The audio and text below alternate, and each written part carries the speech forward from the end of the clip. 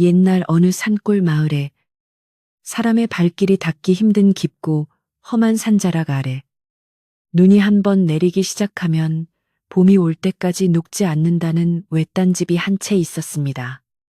이곳은 사방이 높은 봉우리로 둘러싸여 있어 해가 뜨는 시간은 짧고 밤은 유난히 길었으며 겨울이 되면 매서운 북풍이 산허리를 감돌아 내려와 앙상한 나뭇가지들을 거칠게 흔들어대고 나는 첩첩산중이었습니다. 마을 사람들은 저마다 옹기종기 모여 살며 추운 겨울을 나기 위해 서로 의지했지만 유독 산 중턱에 홀로 떨어져 사는 박씨라는 농부는 세상과 담을 쌓은 듯 조용히 지내고 있었습니다. 그는 비록 말수는 적었으나 마음씨가 비단결처럼 고와 길가에 쓰러진 들풀 하나도 함부로 밟지 않는 그런 사람이었습니다. 박 씨의 집은 오래된 초가집으로 흙벽은 세월의 흔적을 이기지 못해 여기저기 금이가 있었지만 그는 그 틈을 황토로 꼼꼼히 메우고 군부를 떼며 소박하게 살아가고 있었습니다. 어느 해 유난히 일찍 찾아온 추위가 뼛속까지 스며들던 날, 박 씨는 다가올 긴 겨울을 대비하기 위해 택감을 구하러 지게를 지고 산으로 향했습니다. 하늘은 금방이라도 눈을 쏟아낼 듯 잔뜩 찌푸려 있었고 회색빛 구름이 산봉우리를 무겁게 짓누르고 있어 숲속은 대낮임에도 불구하고 어스름한 저녁처럼 어두컴컴했습니다. 박 씨는 낡은 무명옷을 여러 겹 껴입고 목에는 헌수건을 두른 채 익숙한 발걸음으로 비탈진 산길을 오르기 시작했는데 발을 내디딜 때마다 마른 낙엽과 살얼음이 부서지는 소리가 고요한 숲의 정적을 깨뜨렸습니다. 그는 산을 오르며 올겨울은 예년보다 훨씬 혹독할 것 같은 불길한 예감이 들었기에 부지런히 움직여 땔감을 넉넉히 마련해 두어야겠다고 다짐하며 거친 숨을 몰아쉬었습니다.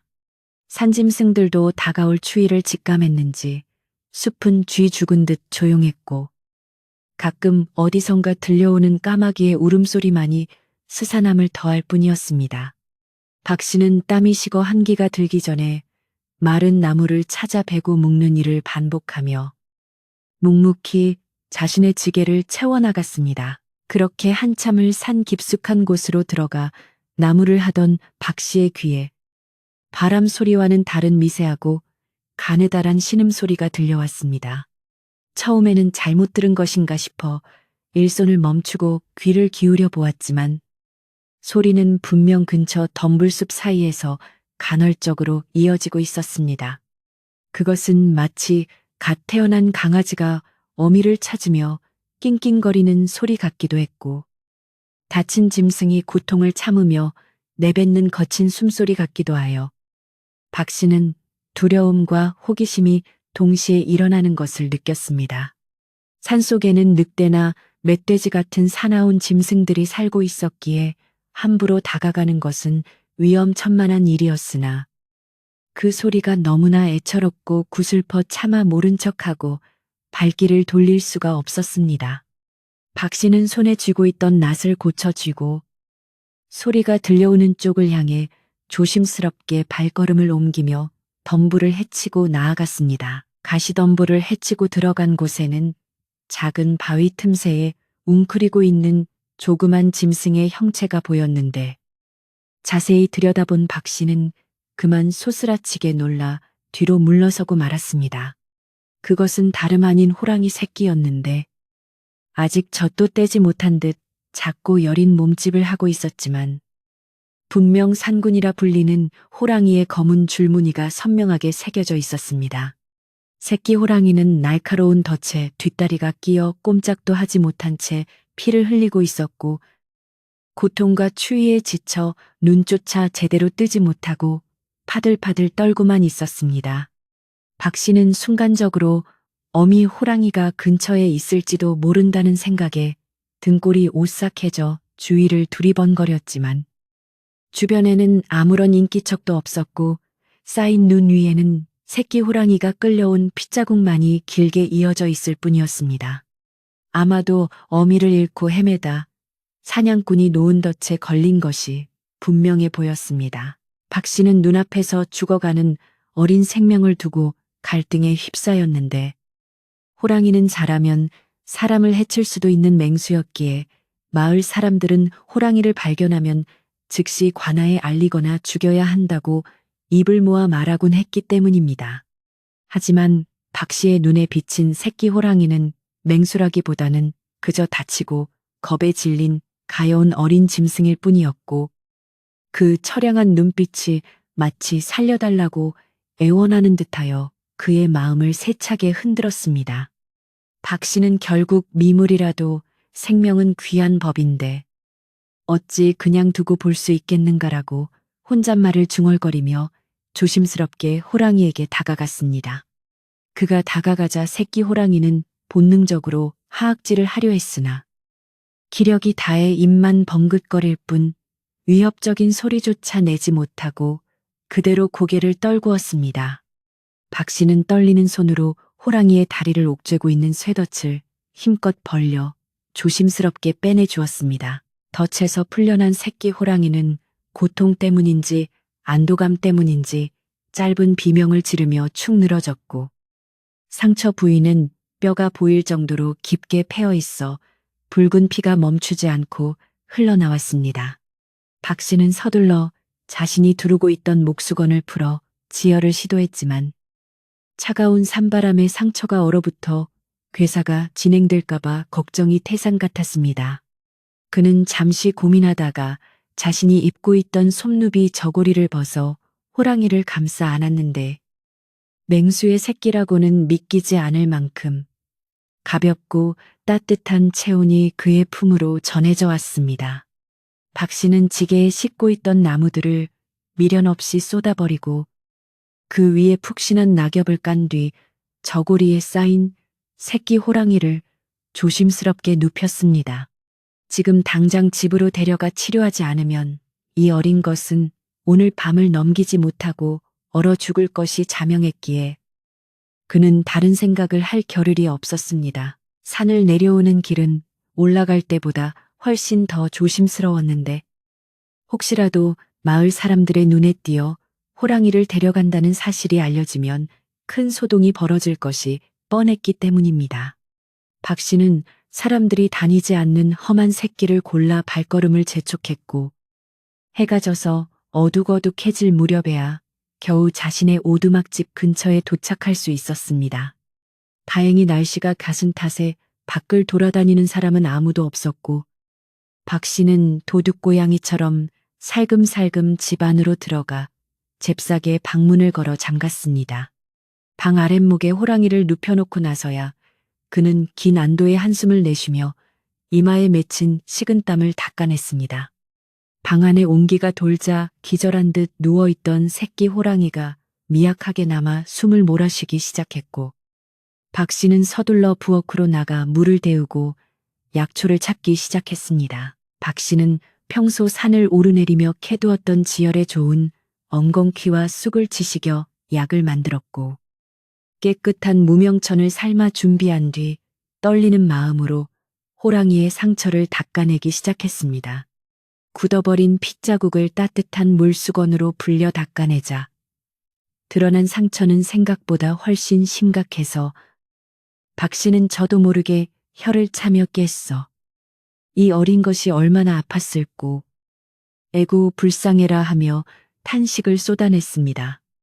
약을 바를 때마다 쓰라린지 호랑이의 몸이 움찔거렸지만 박 씨는 마치 자신의 자식을 돌보듯 부드러운 손길로 어루만지며 계속해서 말을 걸어 안심시켰습니다. 치료를 마친 박 씨는 호랑이의 체온이 떨어지지 않도록 이불을 겹겹이 덮어주고 아궁이에 장작을 더 넣어 방바닥이 절절 끓도록 불을 지폈습니다. 밤이 깊어지자 밖에는 기어이 눈발이 날리기 시작했는데 바람 소리가 거세질수록 박 씨는 방 안에 누워있는 이 작은 짐승의 운명이 자신에게 달려있음을 뼈저리게 느꼈습니다. 그는 호랑이가 깨어나면 먹일 미음을 쑤기 위해 쌀을 불려 맷돌에 갈았고 뽀얗게 우러난 쌀물에 귀한 꿀을 한 숟가락 타서 식혀두었습니다. 호랑이는 육식동물이지만 지금은 소화력이 약해져 있을 것이 분명하므로 부드러운 음식으로 기력을 회복시키는 것이 급선무라고 판단했기 때문입니다. 박 씨는 뜬 눈으로 밤을 새우며 호랑이의 상태를 살폈고 호랑이가 열이 올라 끙끙 앓을 때마다 물수건으로 이마를 식혀주며 정성스럽게 간호했습니다. 그의 지극정성이 통했는지 새벽녘이 되자 호랑이의 거칠던 숨소리가 점차 편안해지며 깊은 잠에 빠져들었습니다. 이튿날 아침 눈을 뜬 박 씨는 자신의 품속으로 파고들어 잠들어 있는 새끼 호랑이를 보고 묘한 감정에 사로잡혔는데 그것은 오랫동안 잊고 살았던 가족의 온기를 다시 느끼는 듯한 포근함이었습니다. 호랑이는 아직 기운이 없어 일어서지는 못했지만 박 씨가 숟가락으로 떠먹여주는 미음을 넙죽넙죽 잘 받아먹으며 살려는 의지를 보였습니다. 박 씨는 호랑이의 눈망울을 들여다보며 네가 산군 산준의 핏줄이라지만 내게는 그저 돌봐줘야 할 어린 생명일 뿐이니 어서 나와서 산으로 돌아가거라라고 나지막이 타이르듯 말했습니다. 그러나 마음 한구석에는 이 외로운 산골 생활에 찾아온 뜻밖의 손님을 쉽게 떠나보내기 아쉬운 마음이 자리 잡고 있었음을 부인할 수 없었습니다.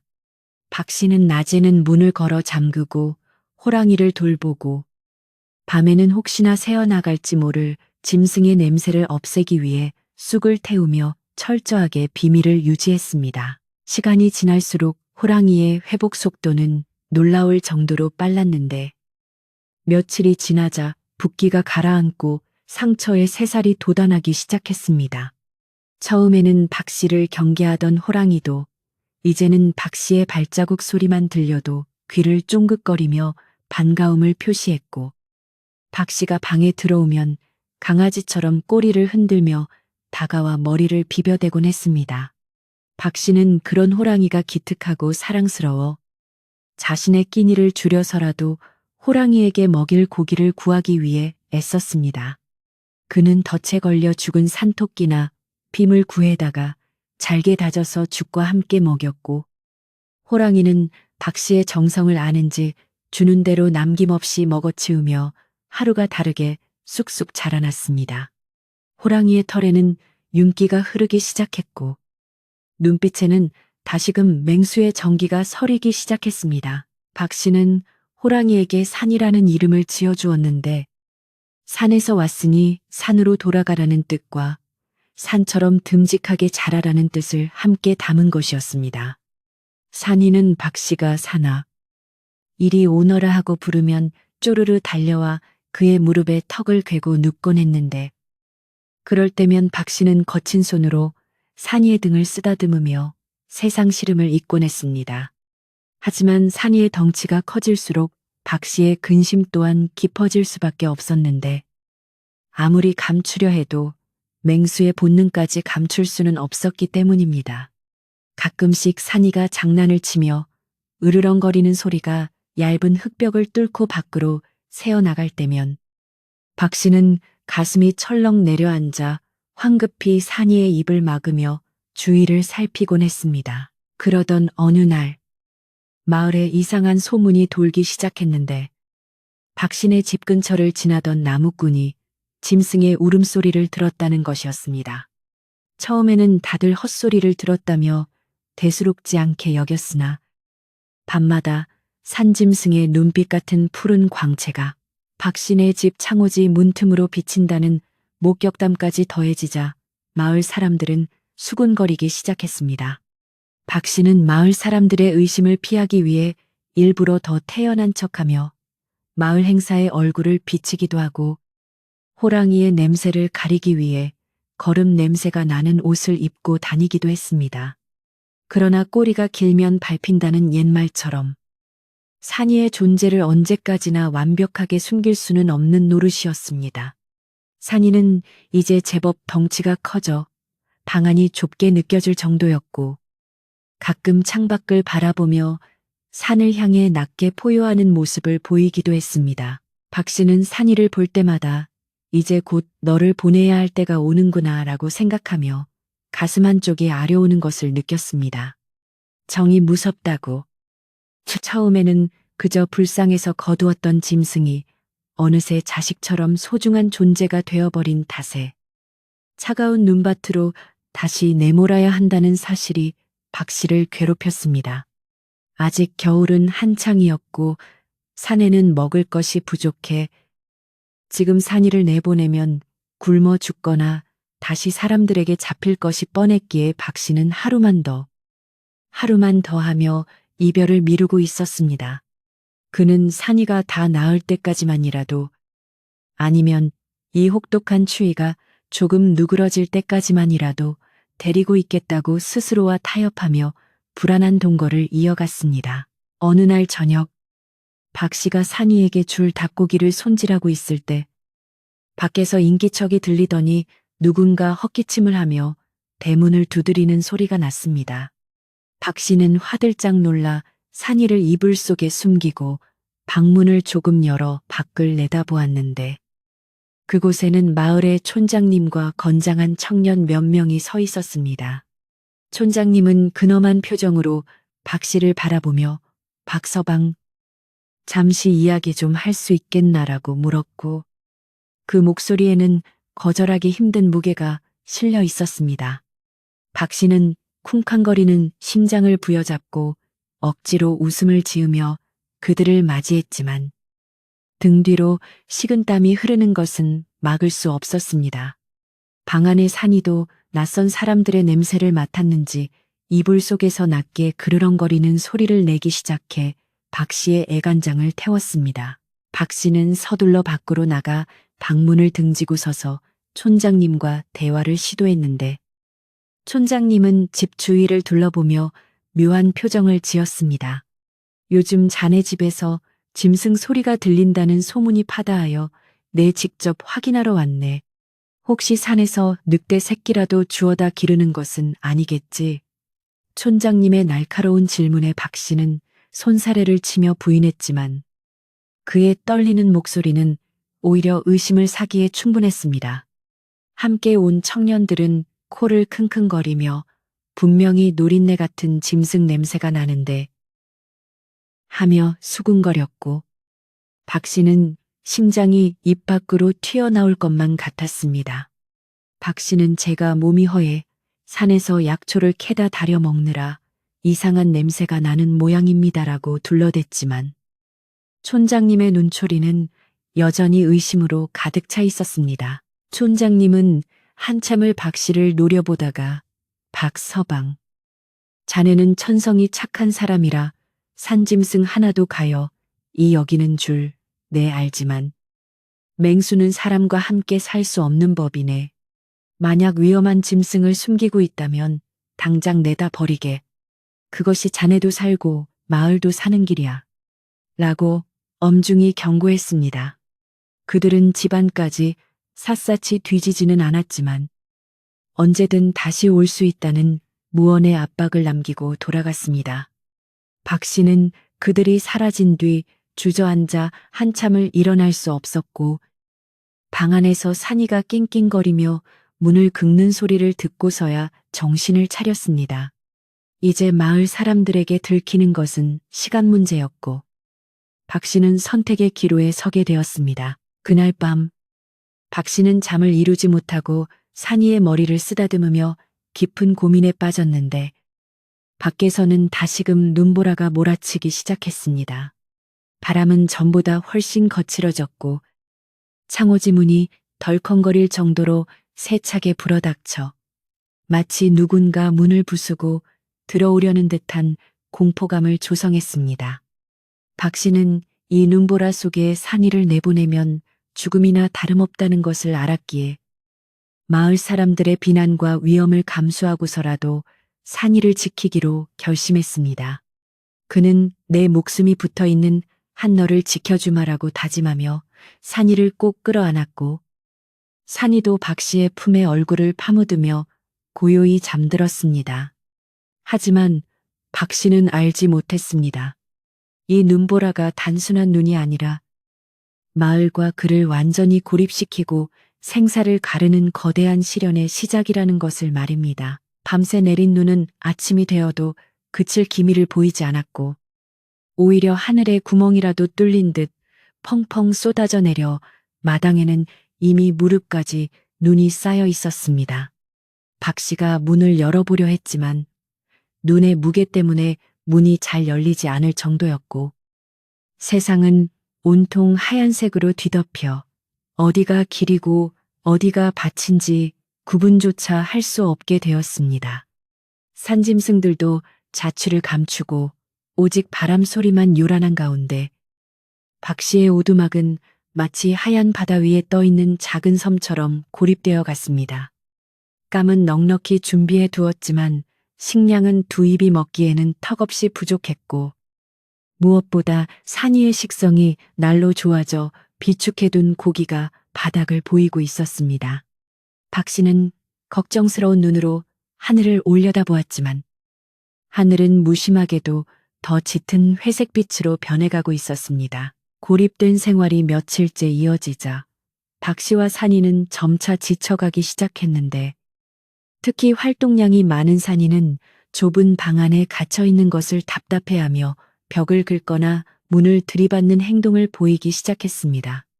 박 씨는 그런 산이를 달래며 남은 식량을 아껴 먹였지만 굶주림은 사람과 짐승 모두에게 예민함을 가져다 주었습니다. 어느 날 박 씨가 깜빡 잠이 든 사이 산이가 부엌으로 몰래 나가 남은 생고기를 몽땅 먹어치우는 일이 발생했고 박 씨는 빈 그릇을 보고 허탈감과 함께 처음으로 산이에게 두려움을 느꼈습니다. 이 녀석이 배가 고파지면 나를 공격할 수도 있지 않을까 하는 생각이 스치고 지나갔기 때문입니다. 하지만 산이는 고기를 먹은 뒤 박 씨에게 다가와 미안한 듯 꼬리를 내리고 핥아주었고 박 씨는 그런 산이를 보며 짐승을 의심한 자신을 자책했습니다. 눈은 야속하게도 그치기는커녕 폭설로 변해 마을로 내려가는 길을 완전히 끊어놓았고 박 씨의 집은 지붕 처마미까지 눈이 차올라 말 그대로 눈 속에 파묻힌 형국이 되었습니다. 이제는 밖으로 나가는 것조차 불가능해진 상황에서 박 씨는 점점 줄어드는 땔감과 식량을 보며 생존의 위협을 느끼기 시작했습니다. 방 안의 온기는 점점 식어가고 벽 틈으로 들어오는 황소바람은 뼛속까지 시리게 만들었습니다. 박 씨는 산이를 꼭 껴안고 체온을 나누며 버텼지만 기력은 하루가 다르게 쇠해져만 갔습니다. 과연 이 혹독한 겨울의 끝에서 박 씨와 산이는 살아남을 수 있을지. 자연의 거대한 힘 앞에 놓인 두 생명의 운명은 한치 앞을 알 수 없는 안개 속으로 빠져들고 있었습니다. 산골 마을의 겨울은 깊어만 가고 박 씨의 오두막에도 차가운 바람이 문풍지를 요란하게 흔드는 날들이 계속되었습니다. 처음 박 씨의 품에 안겼을 때만 해도 강아지처럼 작고 여리던 산이는 박 씨의 지극한 정성과 따뜻한 아랫목 덕분에 하루가 다르게 쑥쑥 자라났습니다. 이제는 덩치가 웬만한 송아지만 해져서 좁은 방 안을 가득 채울 정도가 되었고 기지개를 켜며 앞발을 쭉 뻗으면 방바닥 끝에서 끝까지 닿을 듯 했습니다. 호랑이 특유의 검은 줄무늬는 더욱 선명하고 짙어졌으며 털은 기름을 바른 듯 윤기가 흘러 누가 봐도 숲의 왕다운 위엄이 서리기 시작했습니다. 하지만 박 씨 앞에서는 여전히 어리광을 부리는 어린아이 같아서 박 씨가 방에 들어오면 커다란 덩치를 비비며 골골송을 부르곤 했습니다. 박 씨는 산이가 건강하게 자라는 것이 기특하면서도 한편으로는 감당하기 힘든 현실적인 문제들에 부딪히며 소가리를 해야 했습니다. 덩치가 커진 만큼 먹성도 좋아져서 박 씨가 겨우내 먹으려고 저장해둔 식량들이 바닥을 드러내기 시작했기 때문입니다. 박 씨는 자신의 끼니를 하루 한 끼로 줄이고 죽을 묽게 쑤어 먹으면서도 산이에게는 어떻게든 고기를 먹이려 애썼습니다. 마을 장터에 내다 팔려고 모아둔 약초를 헐값에 넘기고 그 돈으로 푸젓간에서 자투리 고기를 사오기도 했고 눈 덮인 산을 헤매며 덫을 놓아 산짐승을 잡으려 안간힘을 썼습니다. 하지만 깊은 겨울 산에서 사냥감을 구하기란 하늘의 별 따기였고 박 씨의 얼굴은 나날이 수척해져만 갔습니다. 산이는 비록 짐승이었지만 자신을 돌봐주는 박 씨의 마음을 아는 듯 배가 고파도 보채지 않고 묵묵히 참아내는 기특한 모습을 보였습니다. 가끔 박 씨가 빈손으로 돌아오는 날이면 산이는 실망한 기색 없이 다가와 거친 혀로 박 씨의 언손을 핥아주며 위로하곤 했습니다. 그 까칠까칠하면서도 따뜻한 감촉에 박 씨는 고단함을 잊고 눈시울을 붉히며 산이의 목을 끌어안았습니다. 미안하다. 내 능력이 부족해 너를 배불리 먹이지 못하는구나. 박 씨의 탄식 섞인 혼잣말에 산이는 낮은 소리로 그르렁거리지며 마치 괜찮다는 듯 대답했고 그럴 때마다 둘 사이에는 말로 설명할 수 없는 깊은 유대감이 쌓여갔습니다. 짐승과 사람이라는 경계를 넘어선 기묘하고도 애틋한 동거였습니다. 그러나 방 안에서만 지내는 생활은 혈기왕성한 산이에게는 감옥이나 다름없는 답답한 일이었을 것입니다. 밤이 되면 산이는 본능적으로 밖으로 나가고 싶어 안달을 했고 창호지 문을 발톱으로 긁거나 좁은 방을 빙글빙글 돌며 불안한 기색을 보였습니다. 그럴 때마다 박 씨는 혹여나 마을 사람들에게 들킬까봐 가슴을 졸이며 산이를 달래야 했고 밤새도록 잠을 이루지 못한 채 산이의 곁을 지켰습니다. 산이의 발톱 자국이 깊게 팬 문지방과 너덜너덜해진 문풍지는 박 씨의 근심을 대변하는 듯했고 그는 매일 밤 산이에게 조금만 참거라. 눈이 녹고 봄이 오면 너를 자유롭게 놓아주마라고 약속하며 달래는 것 외에는 할 수 있는 일이 없었습니다. 한편 마을에서는 박 씨의 집을 둘러싼 소문이 꼬리에 꼬리를 물고 퍼져나가며 흉흉한 분위기가 감돌기 시작했습니다. 처음에는 그저 산짐승 소리가 들린다는 정도였지만 이제는 구체적으로 박신의 집 굴뚝에서 짐승 누린내가 진동을 한다더라. 밤에 박신의 집 쪽을 보니 집채만한 그림자가 움직이더라 하는 괴소문들이 나돌았습니다. 마을 아낙네들은 우물가에 모여 빨래를 하며 수군거렸고 사랑방에 모인 노인들도 곰방대를 두드리며 혀를 찼습니다. 박서방이 혼자 살더니 외로움에 미쳐 산짐승을 끌어들인 게야. 아니지. 혹시 산신령의 노여움을 살 짓을 한 건 아닐까. 근거 없는 추측들이 난무하는 가운데 마을 사람들의 시선은 점차 걱정에서 의심과 경계로 바뀌어 가고 있었습니다. 그러던 어느 날 마을 아래 김진사 댁의 사냥개가 밤새 지저대다가 아침에 피투성이가 된 채 발견되는 사건이 발생했습니다. 늑대나 티의 소행일 가능성이 높았지만 겁에 질린 마을 사람들은 모든 화살을 산 중턱의 박씨 집으로 돌렸습니다.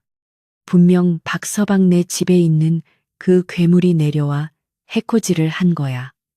사람들의 불안감은 순식간에 공포로 변했고 당장이라도 몽둥이를 들고 박신의 집으로 쳐들어가야 한다는 과격한 목소리까지 나오기 시작했습니다. 촌장님은 흥분한 마을 사람들을 진정시키며 증거 없이는 함부로 움직일 수 없다고 말렸지만 그 역시 박 씨에 대한 의심을 거두지 못한 채 굳은 표정으로 산 쪽을 바라보았습니다. 마을의 평화가 깨질 위기에 처하자 촌장님은 중대한 결단을 내려야만 했습니다. 박 씨는 마을에서 일어난 소동을 전혀 알지 못한 채 그저 산이가 내는 소리가 밖으로 새어나가지 않도록 집안 단속에만 전념하고 있었습니다. 그는 낡은 이불과 소못들을 꺼내 벽 틈새와 문틈을 꼼꼼히 막았고 창문에는 이중으로 덧문을 해 달았습니다. 하지만 짐승의 냄새까지 완벽하게 막을 수는 없어서 부엌 아궁이에는 하루 종일 쑥과 솔잎을 태워 향을 피웠습니다. 매캐한 연기가 집안 가득 들어차 눈이 맵고 기침이 났지만 산이의 존재를 들키는 것보다는 나았습니다. 산이도 주인의 긴장한 모습을 눈치챘는지 덩치에 어울리지 않게 몸을 잔뜩 웅크리고 숨소리조차 죽이며 박 씨의 눈치를 살폈습니다. 어느 날 오후 이웃 마을에 사는 나무꾼 칠성이가 낯을 빌리러 박 씨네 집에 예고 없이 찾아왔습니다.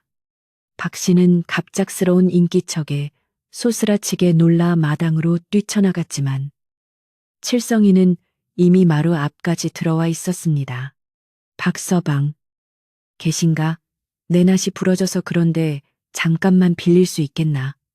칠성이는 평소처럼 너스레를 떨며 방문 쪽으로 다가갔고 그 순간 방 안에서 크르릉 하는 낮고 묵직한 울음소리가 들려왔습니다. 그것은 개나 고양이 따위가 낼 수 있는 소리가 아니었으며 땅을 울리는 듯한 맹수의 위협적인 경고였습니다. 칠성이는 자리에 얼어붙은 듯 멈춰섰고 박 씨의 얼굴은 사색이 되어 핏기가 싹 가셨습니다. 박 씨는 떨리는 목소리로 아닐세. 내 배가 좋지 않아 속이 울리는 소리일세.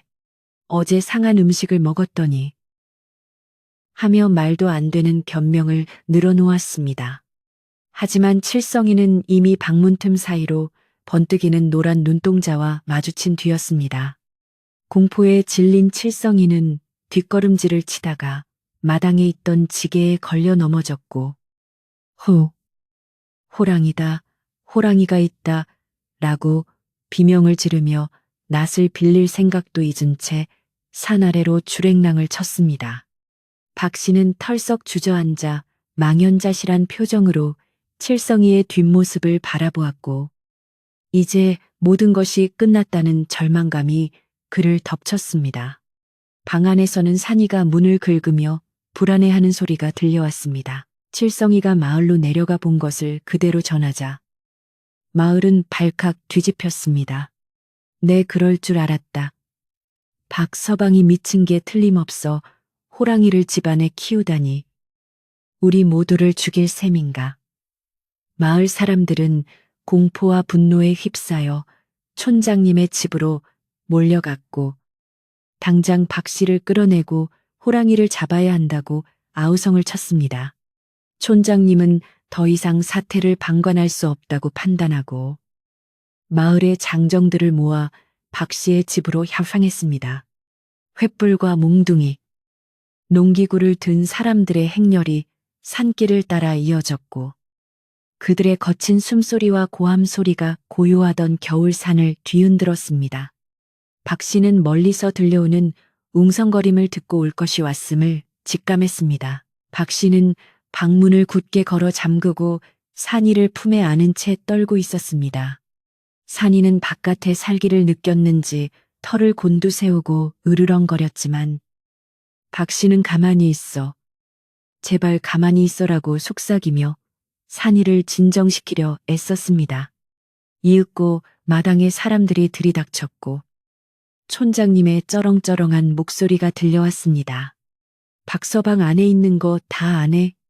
당장 나와보게. 박 씨는 깊은 한숨을 내쉬고는 마치 죄인처럼 고개를 숙인 채 방문을 열고 밖으로 나갔습니다. 마당에는 성난 표정의 마을 사람들이 그를 애워싸고 있었고 촌장님은 엄한 표정으로 그를 노려보았습니다. 박서방, 자네가 어찌 이런 무모한 짓을 벌였는가? 산군을 집안에 들이다니. 제정신인가? 촌장님의 호통에 박 씨는 무릎을 꿇고 읍소했습니다. 촌장님, 제발 어미 잃고 죽어가는 어린 것을 차마 외면할 수 없었습니다.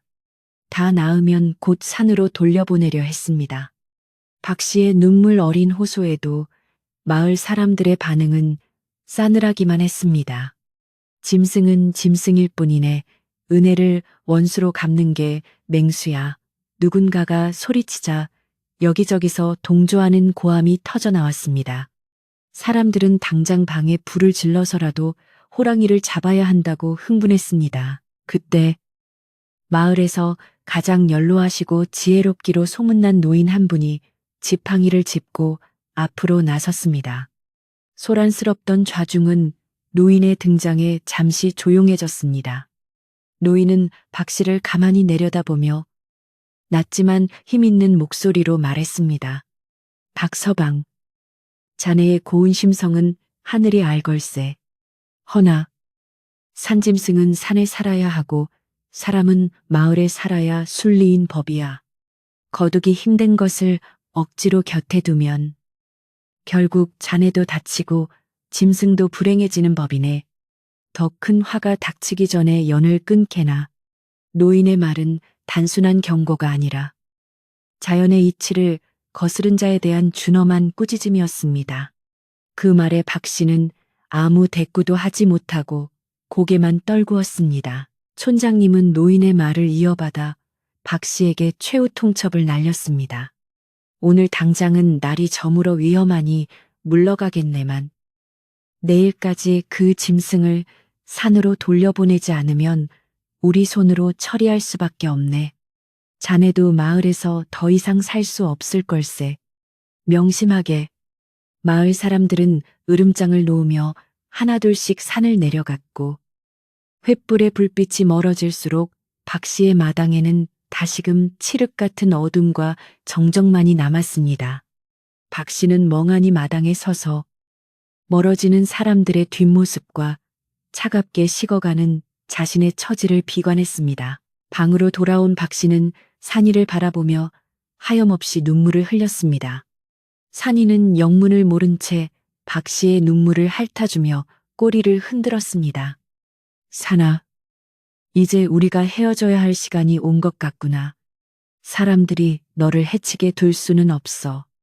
박 씨는 내일 날이 밝는 대로 산이를 데리고 산 깊은 곳으로 들어가 풀어주기로 마음먹었습니다.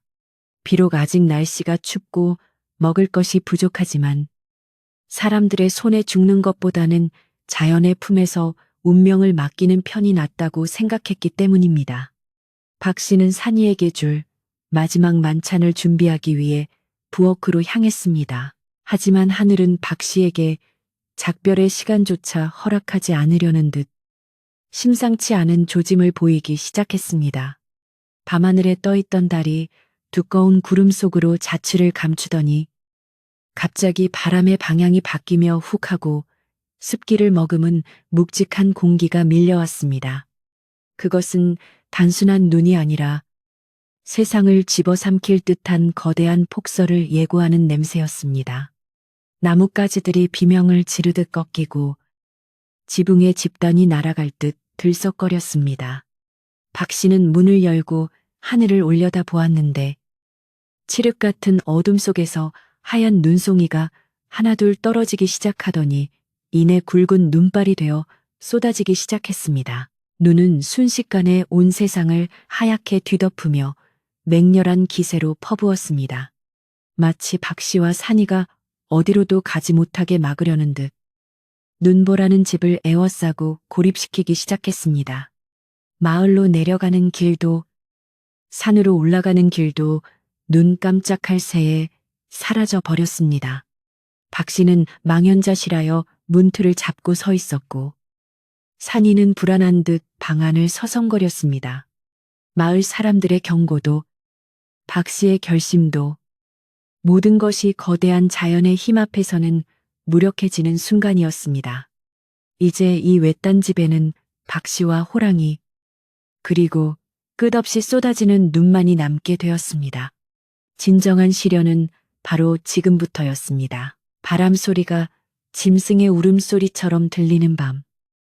박 씨는 산이를 꼭 끌어안고 떨리는 몸을 뉘었습니다. 내일 아침이면 눈이 그칠까 하는 희망은 지붕을 때리는 눈의 무게만큼이나 무겁게 짓눌려 사라져 갔습니다. 창호지 문 너머로 보이는 세상은 오직 하얀 벽뿐이었고 그 벽은 점점 더 두꺼워져 가며 박 씨와 산이를 세상으로부터 완전히 단절시키고 있었습니다. 그렇게 두려움과 추위 속에서 길고도 긴 밤이 깊어가고 있었습니다. 밤새 몰아치던 눈보라는 아침이 되어도 멈출 기미를 보이지 않았고 오히려 하늘에 구멍이라도 뚫린 듯 맹렬한 기세로 쏟아져 내려온 세상을 하얀 어둠 속에 가두어 버렸습니다. 박 씨는 희끄무레한 새벽빛이 창호지에 스며드는 것을 보고 겨우 눈을 떴지만 방문을 열어볼 엄두조차 내지 못한 채 굳게 닫힌 문고리만 바라보며 한숨을 내쉬었습니다. 바람이 불 때마다 문풍지가 찢어질 듯 비명을 질러댔고 지붕 위로 눈이 쌓이는 소리가 마치 거대한 짐승이 집을 짓누르는 듯한 묵직한 공포로 다가왔습니다. 박 씨는 산이를 꼭 끌어안고 체온을 나누며 이 눈이 그치기만을 간절히 기도했지만 야속한 하늘은 그의 바람을 외면한 채 사흘 밤낮으로 눈을 퍼부어댔습니다. 산 아래 마을로 통하는 길은 이미 끊긴 지 오래였고 박 씨의 오두막은 마치 망망대해에 떠있는 외로운 섬처럼 고립무원의 처지가 되고 말았습니다. 사흘이 지나자 처마 밑까지 차오른 눈 때문에 방문은 아예 열리지도 않게 되었고 박 씨와 산이는 꼼짝없이 방 안에 갇힌 신세가 되어버렸습니다. 밖으로 나갈 수 없으니 튀감을 구할 수도 없었고 아궁이에 지펴둔 불씨는 점점 사그라들며 방 안의 온기도 썰물처럼 빠져나갔습니다. 박 씨는 남은 장작을 아껴 쓰기 위해 하루에 한 번만 불을 떼며 버텼지만 뼛속까지 파고드는 산중의 추위를 막기에는 역부족이었습니다. 입에서는 하얀 입김이 뿜어져 나오고 방바닥은 얼음장처럼 차가워져 박 씨는 소미불을 머리끝까지 뒤집어 쓰고 웅크린 채 덜덜 떨어야만 했습니다. 산이도 추위를 느끼는지 박 씨의 품속으로 더욱 깊이 파고들었고 두 생명은 서로의 체온에 의지해 생사의 갈림길에서 위태로운 줄타기를 하고 있었습니다. 설상가상으로 비축해 두었던 식량마저 바닥을 드러내기 시작했는데 뒤줄을 긁어 모은 쌀 한 줌과 말린 시래기 몇 줄기가 전부였습니다. 박 씨는 굶주림에 지친 산이를 위해 마지막 남은 쌀로 묽은 죽을 쑤어 내밀었지만 덩치가 커진 산이에게는 간의 기별도 가지 않는 양이었습니다. 산이는 허겁지겁 그릇을 비운 뒤에도 아쉬운 듯 빈 그릇을 핥으며 박 씨를 쳐다보았고 그 애처로운 눈빛에 박 씨의 가슴은 미어지는 듯 했습니다. 미안하다. 산아, 내 능력이 부족해 너를 굶기는구나. 차라리 네가 산으로 갔더라면 짐승이라도 잡아먹고 살았을 텐데. 박 씨는 자신의 무능함을 탓하며 산이의 거친 털을 쓰다듬었고 눈가에는 뜨거운 눈물이 맺혀 흘러내렸습니다. 시간이 지날수록 굶주림과 추위는 두 사람, 아니 사람과 짐승의 이성을 서서히 마비시켜갔습니다. 박 씨는 현기증에 시달리며 자꾸만 정신이 혼미해지는 것을 느꼈고 눈앞에 헛것이 보일 정도로 기력이 쇠해졌습니다. 따뜻한 밥과 국이 있는 환상이 아른거리고 돌아가신 어머니가 부르는 소리가 들리는 듯해 깜짝 놀라 깨기를 수십 번 반복했습니다. 산이 역시 예민해져서 작은 소리에도 깜짝 놀라 으르렁거렸고 좁은 방 안을 쉬지 않고 서성거리며 불안감을 표출했습니다. 굶주린 맹수의 본능이 살아나는 것인지 산이의 눈빛은 점차 형형하게 빛나기 시작했고 그 모습은 박 씨에게 본능적인 두려움을 안겨주었습니다. 어느 날 밤 잠결에 눈을 뜬 박 씨는 자신을 내려다보고 있는 산이의 푸른 눈동자와 마주치고 소스라치게 놀랐습니다. 어둠 속에서 빛나는 그 눈은 분명 자신이 기르던 순한 산이의 눈이었지만 동시에 굶주린 포식자의 눈이기도 했습니다. 산이는 박 씨의 얼굴 가까이에 코를 대고 킁킁거리며 냄새를 맡더니 입맛을 다시듯 혀를 날름거렸습니다. 박 씨는 순간적으로 이 녀석이 나를 먹이로 보는 것은 아닐까 하는 끔찍한 생각에 사로잡혀 등골이 오싹해졌습니다. 하지만 박 씨는 도망칠 곳도 저항할 힘도 없었기에 그저 눈을 질끈 감고 산이의 처분에 맡길 뿐이었습니다. 그래, 내가 너를 살렸으니 네가 나를 잡아먹고 산다면 그것도 운명이겠지. 박 씨는 체념하며 죽음을 받아들일 준비를 했습니다. 그러나 산이는 박 씨를 공격하는 대신 차가운 박 씨의 볼에 자신의 따뜻한 볼을 비비며 끙끙거리는 소리를 냈습니다. 그것은 마치 일어나세요. 제발 죽지 마세요라고 애원하는 듯한 울음소리였습니다. 박 씨는 안도감과 함께 밀려오는 슬픔에 산이의 목을 끌어안고 펑펑 울음을 터뜨렸습니다. 짐승도 은혜를 알고 정을 아는데 자신이 잠시나마 산이를 의심했다는 사실이 부끄럽고 미안했기 때문입니다. 산이는 박 씨의 눈물을 핥아주며 거친 숨을 몰아쉬었고 그 뜨거운 입김은 얼어붙은 박 씨의 마음을 녹여주었습니다. 극한의 상황 속에서도 둘 사이의 신뢰는 깨지지 않았고 오히려 더욱 단단하게 굳어져 갔습니다. 닷새가 지나자 옷감은 완전히 떨어졌고 박 씨는 마루를 뜯어내고 헌가구를 부셔 아궁이에 넣어야만 했습니다.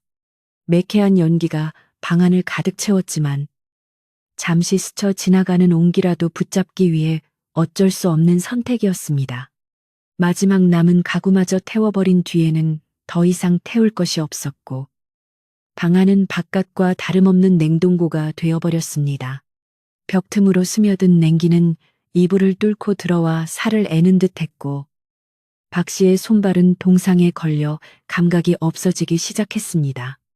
그는 이제 앉아있는 것조차 힘들어 하루 종일 누워만 있었고 의식은 점점 희미해져 갔습니다. 산이는 누워있는 박 씨의 곁을 떠나지 않고 지켰는데 마치 자신이 박 씨를 지키는 수호신이라도 되는 양 듬직하게 앉아 있었습니다. 하지만 산이 역시 며칠을 굶어 배가 홀쭉해졌고 윤기 흐르던 털은 푸석푸석해져 안타까움을 더했습니다. 산이는 가끔 박 씨의 가슴에 귀를 대고 심장 소리를 듣는 듯한 행동을 했는데 박 씨의 심장 박동이 약해지는 것을 느끼고 불안해하는 것 같았습니다. 밖에서는 여전히 바람이 윙윙거리며 귀신곡하는 소리를 냈고 눈보라는 멈출 줄 모르고 계속해서 쏟아져 내렸습니다. 이대로라면 며칠 안에 두 생명 모두 차가운 시신으로 발견될 것이 자명해 보였습니다. 박 씨는 혼미한 정신 속에서 문득 밖을 내다보아야겠다는 생각이 들었습니다. 혹시라도 눈이 그쳤을지 모른다는 신락 같은 희망 때문이었습니다. 그는 기어가다시피 하여 방문 앞으로 다가가 떨리는 손으로 문고리를 잡았습니다. 힘겹게 문을 밀어보았지만 밖에서 꽉 들어찬 눈 때문에 문은 꿈쩍도 하지 않았습니다. 박 씨는 젖먹던 힘까지 짜내어 어깨로 문을 들이받았고 틈이 조금 벌어지는가 싶더니 엄청난 양의 눈이 방 안으로 쏟아져 들어왔습니다. 순식간에 방 안은 눈밭으로 변했고 차가운 눈세례를 맞은 박 씨는 비명을 지르며 뒤로 나동그라졌습니다. 희망은 절망으로 바뀌었고 들어온 눈을 치울 힘조차 없는 박 씨는 그 자리에 주저앉아 망연자실할 뿐이었습니다. 쏟아져 들어온 눈 때문에 방 안의 온도는 급격히 떨어졌고 이제는 정말 끝이라는 생각이 들었습니다. 박 씨는 흐려지는 의식을 붙잡으며 산이를 불렀습니다. 산아, 이리 오너라. 산이는 힘없이 다가와 박 씨의 품에 안겼습니다. 박 씨는 마지막 힘을 다해 산이를 꼭 껴안으며 속삭였습니다. 미안하다. 같이 살자고 해놓고 같이 죽게 생겼구나. 박 씨의 눈에서는 뜨거운 눈물이 흘러내려 산이의 털을 적셨고 산이는 낮은 소리로 그르렁거리며 박 씨를 위로했습니다. 그때 산이의 귀가 쫑긋거리더니 갑자기 자리에서 벌떡 일어났습니다. 산이는 무엇인가 결심한 듯한 표정으로 쏟아져 들어온 눈더미를 헤치고 문 밖으로 나가려 했습니다. 박 씨는 깜짝 놀라 산이의 뒷다리를 잡으려 했지만 힘이 없어 놓치고 말았습니다. 산아, 안 돼, 나가면 죽어. 박 씨가 절규하듯 외쳤지만 산이는 뒤를 한번 돌아보더니 훌쩍 뛰어 눈 속으로 사라져 버렸습니다. 박 씨는 산이가 배고픔을 견디지 못해 도망친 것이라고 생각하며 깊은 절망감에 빠졌습니다. 결국 짐승은 짐승이구나. 나를 버리고 가는구나. 박 씨는 배신감보다는 홀로 남겨진 외로움과 두려움에 몸을 떨며 의식을 잃어갔습니다. 하지만 산이가 밖으로 나간 것은 도망치기 위함이 아니었습니다. 산이는 본능적으로 박 씨가 죽어가고 있다는 것을 알았고, 그를 살리기 위해서는 무엇이라도 먹여야 한다는 것을 깨달았던 것입니다. 산이는 턱까지 차오르는 눈을 헤치고 거친 숨을 몰아쉬며 산속으로 향했습니다. 눈보라가 털을 때리고 얼음 조각이 발바닥을 찔렀지만 산이는 멈추지 않았습니다. 굶주림으로 인한 현기증과 추위가 산이를 괴롭혔지만 박 씨를 살려야 한다는 일념 하나로 산이는 눈 덮인 산을 질주했습니다. 그것은 야생의 본능을 넘어서는 자신을 거두어준 어미에 대한 숭고한 효심과도 같은 것이었습니다. 한편 홀로 남겨진 박 씨는 칠흑 같은 어둠 속에서 서서히 죽음의 문턱을 넘고 있었습니다. 체온은 급격히 떨어져 몸은 얼음장처럼 차가워졌고 심장 박동은 촛불처럼 위태롭게 흔들렸습니다. 그는 꿈속에서 따뜻한 봄날의 들판을 거닐고 있었는데 그곳에는 돌아가신 부모님과 어릴 적 친구들이 그를 부르며 손짓하고 있었습니다. 아, 이제 갈 때가 되었구나. 박 씨는 편안한 마음으로 그들의 손을 잡으려 했습니다. 고통도 추위도 배고픔도 없는 그곳으로 가고 싶다는 유혹이 강렬하게 그를 끌어당겼습니다. 그때 멀리서 희미하게 크르렁하는 호랑이 울음소리가 들려왔습니다. 꿈인지 생시인지 분간할 수 없었지만 그 소리는 박 씨의 의식을 현실로 붙잡아매는 끈과도 같았습니다. 박 씨는 무거운 눈꺼풀을 힘겹게 들어 올리려 애썼지만 몸은 말을 듣지 않았습니다. 의식은 다시 가물가물해지고 박 씨는 깊은 수렁 속으로 빠져드는 것 같았습니다. 산아, 돌아왔느냐? 박 씨의 입술이 미세하게 움직였지만 목소리는 나오지 않았습니다. 얼마나 시간이 지났을까? 밖에서 우당탕하는 소리와 함께 거친 숨소리가 들려왔습니다. 그리고 누군가 박 씨의 얼굴을 거칠게 핥는 느낌이 들었습니다.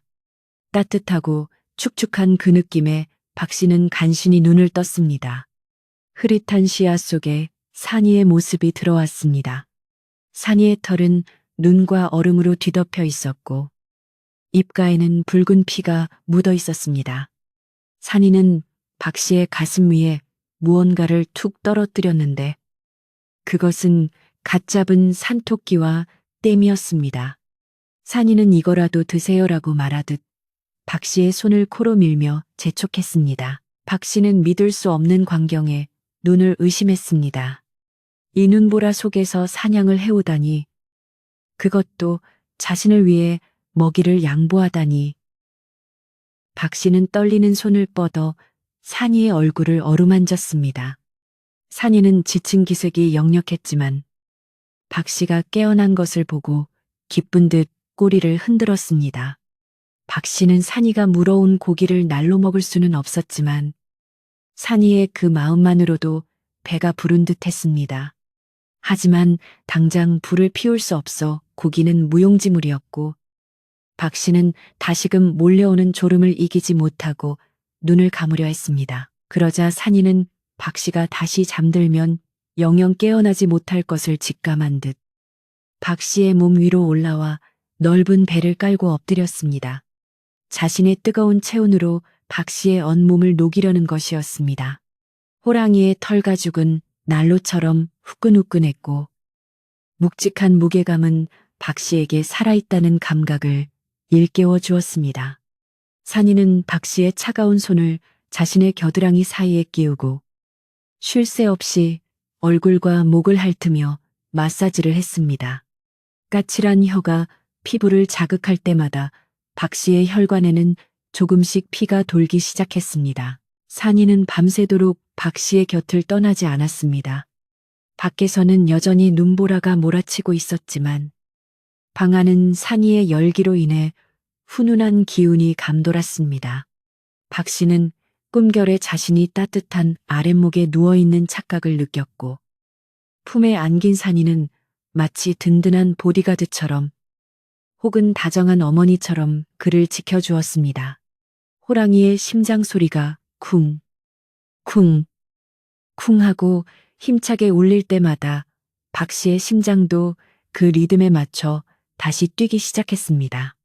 그것은 생명의 공명이었고 기적의 시작이었습니다. 어느덧 새벽이 밝아오고 있었지만 눈은 여전히 그치지 않았습니다. 그러나 박 씨는 죽음의 고비를 넘기고 조금씩 의식을 되찾고 있었습니다. 산이는 지칠 대로 지쳐 있었지만 박 씨가 눈을 뜰 때까지 꼼짝도 하지 않고 그 자세를 유지했습니다. 자신의 체온을 모두 박 씨에게 나눠주고 자신은 서서히 식어가는 것을 감내하면서 말입니다. 짐승이라고는 믿기지 않는 헌신과 사랑이 얼어붙은 산골yen 오두막에서 꽃피고 있었습니다. 이제 이야기는 절정을 향해 치닫고 눈 속에 묻힌 진실이 세상 밖으로 드러날 시간이 다가오고 있었습니다. 꿈결인지 생시인지 분간하기 힘든 몽롱한 의식 속에서 박 씨는 자신의 온몸을 감싸는 뜨겁고 묵직한 기운을 느꼈습니다. 그것은 마치 한겨울 아랫목에 두꺼운 소미불을 덮고 누웠을 때처럼 포근하고 안락했으며 뼛속까지 파고들던 냉기를 서서히 몰아내고 있었습니다. 박 씨는 무거운 눈꺼풀을 힘겹게 들어 올리려 했지만 몸이 천근만근이라 손가락 하나 까딱하기 힘들었습니다. 하지만 귓가에 들려오는 규칙적이고 힘찬 심장 박동 소리와 거친 숨소리는 그가 아직 살아있음을 그리고 혼자가 아님을 일깨워 주었습니다. 희미하게 눈을 뜨자 바로 눈앞에 커다란 호랑이의 얼굴이 걱정스러운 듯 자신을 내려다보고 있는 것이 보였습니다. 산이었습니다. 산이는 박 씨가 눈을 뜨자 반가운 마음에 거칠고 따뜻한 혀로 박 씨의 볼을 핥았고 그제야 박 씨는 정신이 번쩍 들며 자신이 겪은 일이 꿈이 아님을 깨달았습니다. 박 씨는 간신히 몸을 일으켜 앉으려 했지만 기력이 쇠하여 다시 뒤로 넘어질 뻔했습니다.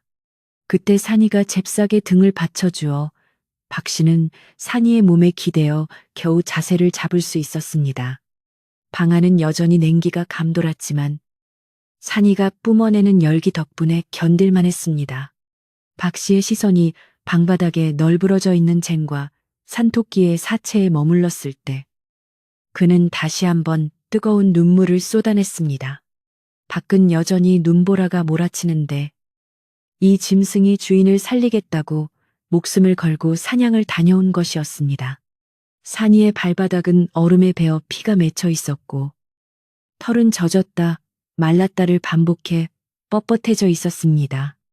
박 씨는 산이의 앞발을 잡고 어루만지며 고맙다.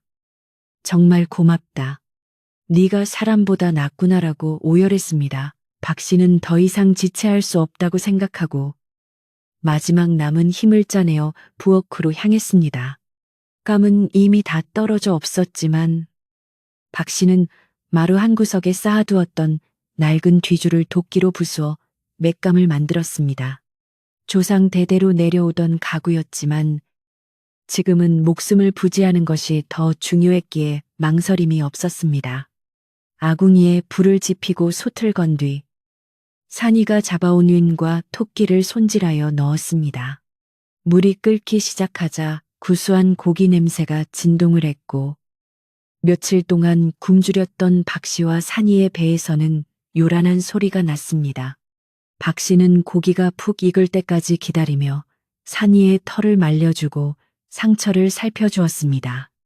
산이는 따뜻한 아궁이 앞에서 노곤함을 느끼는지 꾸벅꾸벅 졸면서도 박 씨에게서 시선을 떼지 않았습니다. 고기가 다 익자 박 씨는 먼저 큼직한 살코기를 떼어 산이 앞에 놓아주었습니다. 자, 많이 먹거라. 네가 고생해서 잡아온 것이니 네가 먼저 먹어야지. 산이는 배가 고플 텐데도 선뜻 먹지 않고 박 씨를 쳐다보며 먼저 드세요라고 말하는 듯 했습니다. 박 씨가 국물을 한 모금 마시고 고기를 한 점 입에 넣자 그제야 산이도 허겁지겁 고기를 먹기 시작했습니다. 따뜻한 국물이 식도를 타고 넘어가자 오장육부가 깨어나는 듯했고 온몸에 활력이 돌기 시작했습니다. 박 씨는 산이가 먹는 모습을 흐뭇하게 바라보며 자신의 그릇을 비웠습니다.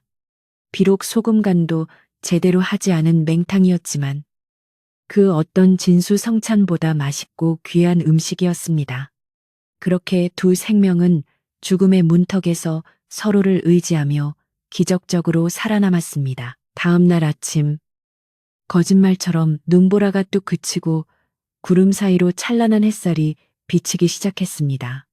며칠 만에 보는 햇빛인지 눈부신 광채가 눈 덮인 세상을 비추자 온 세상이 보석처럼 반짝거렸습니다. 박 씨는 조심스럽게 방문을 열어보았는데 눈이 처마 밑까지 쌓여 있어 밖으로 나가는 것은 여전히 불가능해 보였습니다. 하지만 햇살이 비치니 마음만은 한결 가벼워졌고 무엇보다 산이와 함께 살아남았다는 안도감이 그를 감쌌습니다. 박 씨는 좁은 문틈으로 들어오는 햇볕을 쬐며 산이와 함께 마루에 앉아 있었습니다. 이제 눈이 녹고 길이 열리기만을 기다리면 되는 것이었습니다.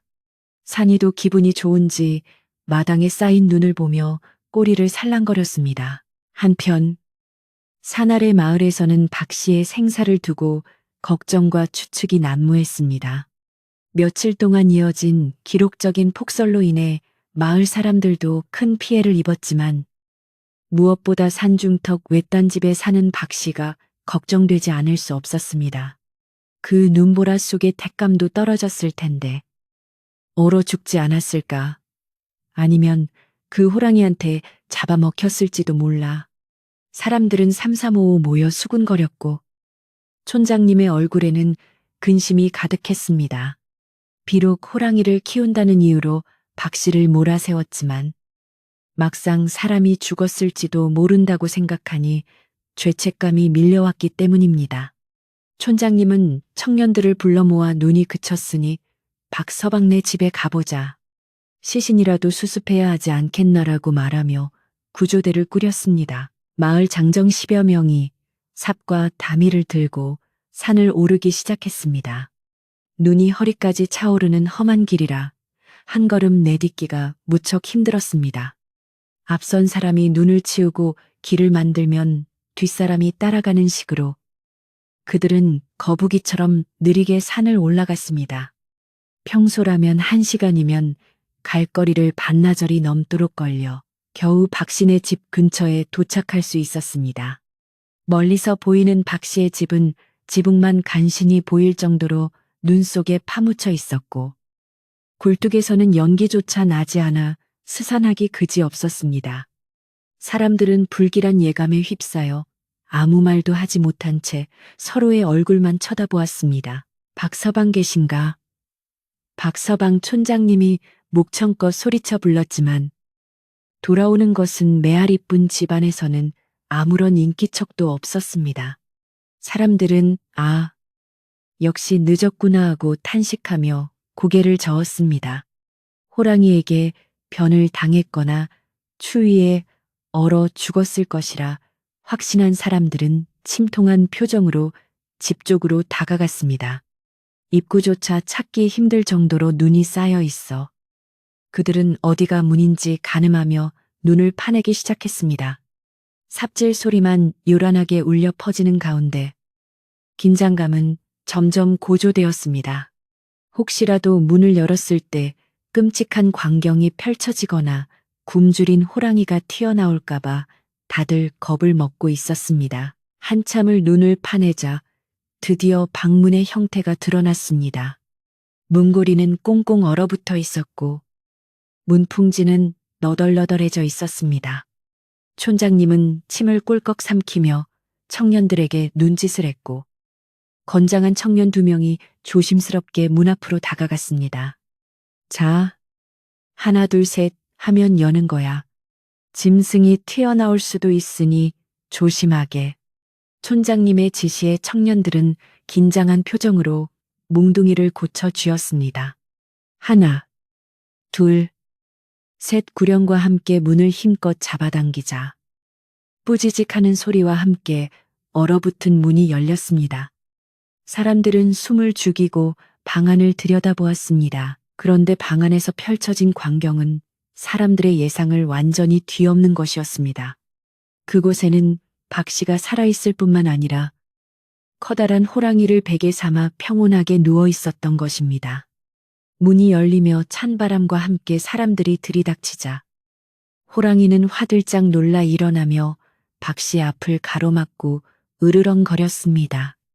박 씨 역시 갑작스러운 소란에 놀라 눈을 떴고 문 앞에 서 있는 마을 사람들을 보고 어리둥절한 표정을 지었습니다. 아니, 촌장님 마을 분들이 여긴 웬일입니까? 박 씨의 목소리는 다소 잠겨 있었지만 분명 살아있는 사람의 목소리였습니다. 사람들은 호랑이를 보고 기겁하여 뒤로 물러서며 비명을 질렀습니다. 호, 호랑이다. 진짜 호랑이가 있다. 사람을 잡아먹으려고 지키고 있었나 봐.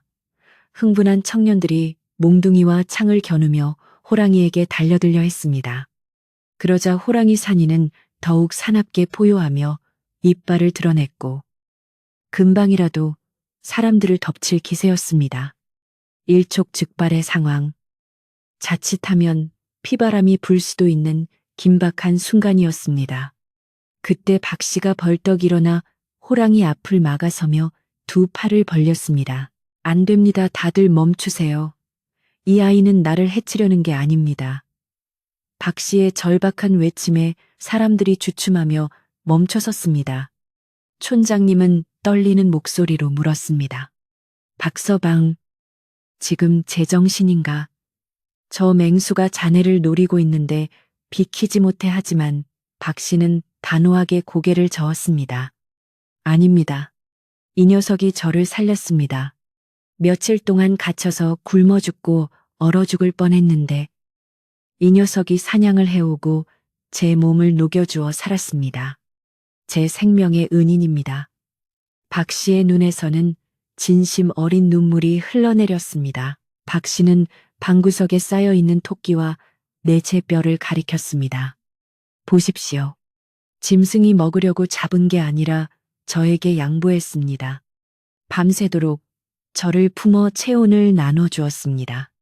짐승이라도 은혜를 아는데 어찌 사람이 되어 은인을 해치게 놔두겠습니까? 박 씨의 호소력 짙은 말에 사람들은 웅성거리며 서로를 쳐다보았습니다. 호랑이 산이도 박 씨가 자신을 보호하려는 것을 아는지 으르렁거림을 멈추고 박 씨의 등 뒤로 숨어 얌전히 있었습니다. 그 모습은 흉포한 맹수가 아니라 마치 겁먹은 큰 고양이처럼 보였습니다. 촌장님은 방 안의 풍경을 찬찬히 훑어보았습니다. 앙상하게 마른 박 씨와 마찬가지로 비쩍 마른 호랑이, 하지만 두 눈만은 서로를 신뢰하며 빛나고 있었습니다. 그리고 바닥에 놓인 짐승의 뼈와 온기가 남아있는 아궁이, 모든 정황이 박 씨의 말을 뒷받침하고 있었습니다. 촌장님은 쥐고 있던 지팡이를 내려놓으며 깊은 탄식을 내뱉었습니다. 세상에 이런 일이. 짐승이 사람을 살리다니. 옛날 이야기에서나 들을 법한 일이 실제로 일어났구만. 촌장님의 말에 살기등등하던 마을 사람들의 표정도 점차 놀라움과 경외심으로 바뀌어 갔습니다. 우리가 오해했네. 미물이라도 영물이면 사람을 알아본다더니 저 호랑이는 보통 짐승이 아닌 게야. 산군이 자네를 선택한 것일세. 촌장님이 다가가 박 씨의 어깨를 두드리며 말했습니다. 마을 사람들도 하나둘 무기를 거두고 박 씨에게 다가와 안부를 물었습니다. 박서방, 정말 괜찮은가? 다친 데는 없고. 사람들은 호랑이를 경계하면서도 박 씨와 호랑이 사이의 기묘한 유대감을 눈으로 확인하고는 더 이상 해코지를 할 생각을 하지 못했습니다. 그것은 두려움을 넘어선 어떤 신성한 기운에 압도되었기 때문일 것입니다. 박 씨는 안도의 한숨을 내쉬며 산이의 머리를 쓰다듬었습니다.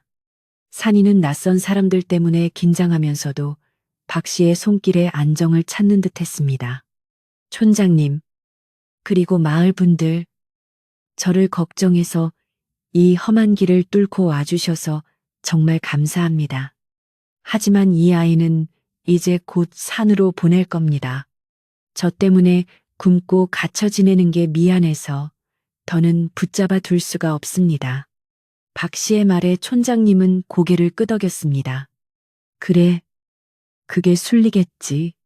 하지만 오늘은 늦었으니 일단 몸부터 추스르게 우리가 가져온 식량을 좀 나눠줄 테니 마을 사람들은 각자 품에서 주먹밥이며 말린 고기 등을 꺼내 박 씨에게 건넸습니다.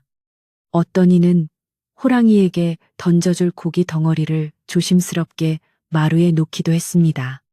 조금 전까지만 해도 호랑이를 잡겠다고 혈안이 되어 있던 사람들이 이제는 호랑이를 영물로 대접하며 경외의 눈빛을 보내고 있었습니다. 박 씨는 사람들의 호의에 고개를 숙여 감사 인사를 했고 사람들은 박 씨가 무사한 것을 확인했으니 이만 내려가 보겠다며 서둘러 채비를 했습니다. 호랑이와 한 공간에 있는 것이 여전히 무섭기도 했거니와 둘만의 시간을 방해해서는 안 될 것 같은 분위기 때문이었습니다. 사람들이 모두 내려가고 다시 산중에 고요가 찾아왔습니다. 하지만 이전의 삭막하고 외로운 고요가 아니라 따뜻하고 평화로운 고요였습니다. 박 씨는 사람들이 주고 간 음식을 산이와 나눠 먹으며 창밖으로 지는 붉은 노을을 바라보았습니다. 산아, 이제 다 끝났다. 사람들도 너를 인정해 주었어. 정말 다행이다. 박 씨의 말에 산이는 대답 대신 박 씨의 무릎에 머리를 기대고 눈을 감았습니다. 그날 밤, 박 씨와 산이는 그 어느 때보다 편안하고 깊은 잠을 잘 수 있었습니다. 시련의 눈보라는 그쳤고 오해와 편견의 벽도 허물어졌습니다. 이제 남은 것은 아름다운 이별을 준비하는 일뿐이었습니다. 마을 사람들까지 모두 돌아가고 난 뒤 박 씨의 오두막에는 다시금 고요가 찾아왔지만 그것은 예전의 적막하고 쓸쓸한 고요가 아니라 봄눈 녹듯 따스하고 평온한 기운이 감도는 고요였습니다. 며칠 동안 세상을 집어삼킬 듯 포효하던 눈보라도 거짓말처럼 잦아들었고 처마 끝에 매달린 고드름에서는 똑똑하고 맑은 물방울이 떨어지는 소리가 들려와 계절의 변화를 알리고 있었습니다. 박 씨는 방 아랫목에 산이를 눕히고 그 옆에 기대어 앉아 창호지 문 너머로 은은하게 스며드는 달빛을 바라보며 깊은 상념에 잠겼습니다. 죽음의 문턱까지 갔다가 돌아온 탓인지 아니면 이 기적 같은 인연에 대한 감동 때문인지 가슴 한구석이 벅차오르는 것을 느꼈습니다. 산이는 박 씨의 마음을 아는지 모르는지 배가 부르고 등이 따뜻해지자 세상 모르고 코를 골며 깊은 잠에 빠져 있었습니다. 이튿날부터 마을 사람들의 태도는 완전히 달라졌는데 호랑이를 잡겠다며 몽둥이를 들고 찾아왔던 사람들이 이제는 호랑이를 보기 위해 아니 산군님을 아련하기 위해 줄을 지어 박씨네 집을 찾기 시작했습니다. 개 중에는 호랑이가 무서워 멀찌감치 서서 구경만 하는 사람도 있었지만 용기 있는 몇몇은 박씨에게 양해를 구하고 산이에게 다가와 조심스럽게 인사를 건네기도 했습니다. 촌장님은 마을을 대표하여 씨암탉 2마리를 잡아와 산이 앞에 놓아주며 우리 마을 사람이 자네를 몰라보고 해코지하려 했으니 부디 노여움을 푸시게 그리고 앞으로도 우리 마을을 잘 지켜주시게라고 정중하게 부탁했습니다. 산이는 처음에는 낯선 사람들을 경계하여 털을 세웠지만 박 씨가 옆에서 괜찮다. 다 좋은 분들이다라고 다독이자 이내 경계를 풀고 닭고기를 맛있게 받아 먹었습니다. 박 씨의 집은 졸지에 마을의 사랑방이 된 듯 북적거렸는데 사람들은 저마다 호랑이와 박 씨의 기적 같은 이야기를 나누며 감탄을 금치 못했습니다. 어떤 이는 박서방이 전생에 나라를 구했나 보네. 짐승에게 저런 지극정성을 쏟더니 결국 복을 받았어라고 칭송했고, 또 다른 이는 저 호랑이는 분명 하늘이 내린 영물일 거야. 보통 짐승이라면 사람을 잡아먹었지 살리려 했겠는가 하며 신기해했습니다. 박 씨는 쑥스러운 듯 웃으며 손사래를 쳤지만 마음속으로는 산이가 마을 사람들에게 인정받고 사랑받게 된 것이 무엇보다 기쁘고 자랑스러웠습니다. 산이 덕분에 박 씨 역시 마을에서 호랑이 아버지라 불리며 존경받는 위치에 오르게 되었고, 그동안 외롭게 지내던 삶에도 따뜻한 이웃의 정이 스며들기 시작했습니다. 하지만 만남이 있으면 헤어짐도 있는 법. 박 씨는 산이가 이제 떠날 때가 되었음을 직감하고 있었습니다. 날이 풀리고 눈이 녹아 산길이 열리자 산이는 부쩍 밖을 내다보는 시간이 많아졌고 밤이 되면 산 쪽을 향해 길게 포효하곤 했습니다. 그것은 야생의 본능이 산이를 부르는 소리였고 더 이상 좁은 방 안에 가둬둘 수 없는 자연의 섭리였습니다. 박 씨는 산이의 그런 모습을 볼 때마다 가슴이 아려왔지만 애써 웃으며 보내줄 준비를 서둘렀습니다. 그는 산이가 떠나서도 건강하게 지낼 수 있도록 남은 고기들을 모두 먹이고 상처가 완전히 아물었는지 꼼꼼히 살폈습니다. 산아, 이제 너의 세상으로 돌아갈 준비가 다 되었구나. 가서도 아프지 말고 씩씩하게 살아야 한다. 박 씨는 산이의 목을 끌어안고 속삭였고 산이는 젖은 눈으로 박 씨를 바라보며 묵묵히 듣고 있었습니다. 마침내 산이가 떠나는 날 아침. 하늘은 티 없이 맑고 바람은 부드러워 마치 두 사람의 이별을 축복해주는 듯 했습니다. 박 씨는 일찌감치 일어나 산이에게 마지막 밥상을 차려주었고 산이는 평소보다 더 천천히 마치 그 맛을 기억하려는 듯 음식을 음미하며 먹었습니다. 식사가 끝나자 박 씨는 산이의 등을 떠밀며자 이제 가거라. 뒤도 돌아보지 말고 가거라라고 말했지만 목소리는 물기에 젖어 떨리고 있었습니다. 산이는 문지방을 넘어 마당으로 나갔지만 쉽게 발길을 떼지 못하고 자꾸만 뒤를 돌아보며 박 씨를 기다렸습니다. 박 씨는 그런 산이의 마음을 알기에 지게를 지고 나서는 척하며 산 어귀까지 배웅을 나가기로 했습니다. 둘은 나란히 산길을 걸어 올라갔고 그 뒷모습은 영락없는 부자푸지의 모습이었습니다. 산 중턱 바위 언덕에 이르자 박 씨는 걸음을 멈추고 산이를 불러 세웠습니다. 이곳에서 더 올라가면 사람의 발길이 닿지 않는 깊은 산속이었기에 여기가 그들의 마지막 작별 장소였습니다. 산아, 여기까지다. 이제 정말 헤어져야 할 시간이다. 부디 몸 조심하고 사람 눈에 띄지 않게 깊은 곳에서 살거라. 박 씨는 눈물을 참으며 산이의 머리를 쓰다듬고 콧등에 입을 맞추었습니다. 산이는 박 씨의 품에 파고들어 한참을 칭얼거리다가 박 씨가 단호하게 밀어내자 그제야 몇 걸음 뒤로 물러났습니다. 그리고 놀랍게도 산이는 앞다리를 굽히고 머리를 땅에 조아리며 박 씨에게 큰 절을 올리는 듯한 신유를 했습니다. 그것은 짐승이 할 수 있는 최고의 예우이자 감사의 표시였습니다. 박 씨는 그 모습을 보고 끝내 참았던 눈물을 터뜨리고 말았습니다. 오냐, 오냐, 내 마음 다 안다. 어서 가거라. 어서. 박 씨가 손짓하며 울음 섞인 목소리로 외치자 산이는 긴 울음소리를 한 번 내지르고는 뒤돌아 산속으로 달려갔습니다. 산이는 숲으로 사라지기 직전 다시 한번 멈춰서서 박 씨를 바라보았고 그 눈빛에는 말로 다 할 수 없는 그리움과 애정이 담겨 있었습니다.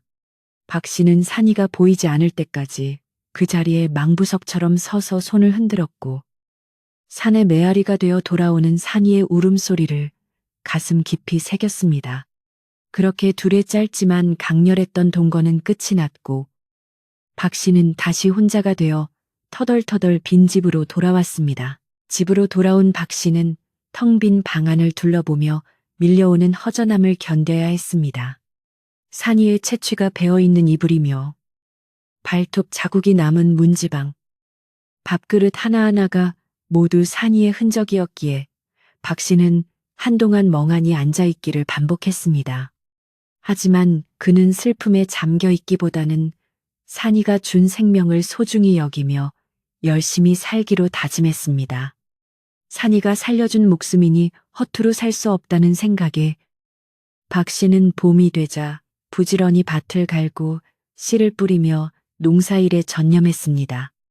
마을 사람들도 박 씨를 살뜰히 챙기며 수시로 왕래하였고 박 씨의 집은 더 이상 외딴 섬이 아니라 마을의 따뜻한 쉼터가 되어갔습니다. 그로부터 얼마 후 신기한 일이 벌어지기 시작했는데 아침에 박 씨가 문을 열면 마루 앞에 죽은 산짐승들이 놓여 있는 것이었습니다. 때로는 큼지막한 멧돼지가, 때로는 살이 통통하게 오른 노루가 놓여 있었는데 짐승의 목덜미에는 날카로운 이빨 자국이 선명하게 남아 있었습니다. 박 씨는 단번에 그것이 산이가 보낸 선물임을 알아차리고 빙그레 미소를 지었습니다. 요 녀석, 산속에서 잘 지내고 있구나. 내 걱정은 말고 너나 잘 챙겨 먹지.